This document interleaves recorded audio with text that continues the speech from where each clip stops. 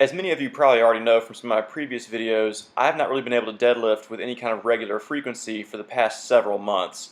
This has been due to just getting really busy with school, having a hand injury, and most recently having some kind of strange tailbone injury where I had not really been able to squat or deadlift for a while. But I feel that I'm finally getting over this tailbone injury, and squats and deadlifts have felt okay as long as I'm pretty careful about how I do them, and as long as I make sure I don't hyperextend. So now that I'm getting back into my deadlifting, I figure this is a good time to work on some fundamental problems that my deadlift has always had in the past.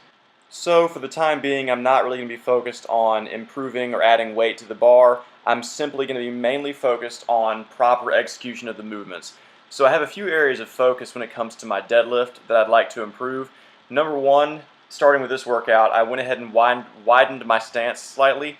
In the past, I've not really been able to stand very wide for my sumo deadlifts, and this is a problem because I feel like it doesn't let me fully take advantage of sumo if I can't get my knees out of the way and my hips are still far away from the bar. So in addition to widening my stance slightly, I also want to really focus on making sure I can keep my knees out and my shins vertical, because again, if you let your knees collapse, you're really not getting the full effect of sumo deadlifting. If your knees are collapsing forward, pushes the bar further away from you. This is another problem I've really got to make sure I'm working on while I'm doing this. Next, I'm really trying to maintain this positioning throughout the movement, and I'm trying to work on that by doing these pause deadlifts here, as you can see in this video. I want to make sure that I'm not letting the bar get away from me as I ascend on the lift.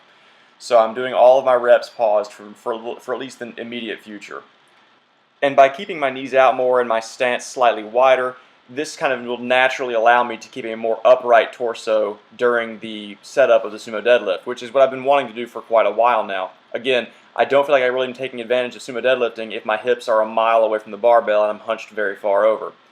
And the final thing I have to work on for execution of the deadlift is making sure that I actually am locking out at the top. I get very lazy when I'm doing multiple reps, and I kind of just bring the bar up to the top and then very lazily come back down without actually holding a lockout position for very long.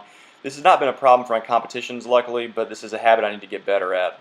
Some things I plan on doing alongside this work is some core activation exercises like dead bugs, which I saw from Calgary Barbell. They seem to really help already.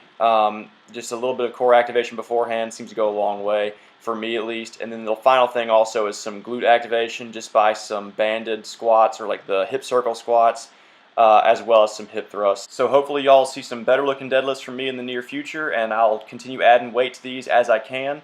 I really want to get back up near that 7-plate deadlift. I feel like I was very, very close last training block, and I'm looking forward to it again. As always, have a great dang day.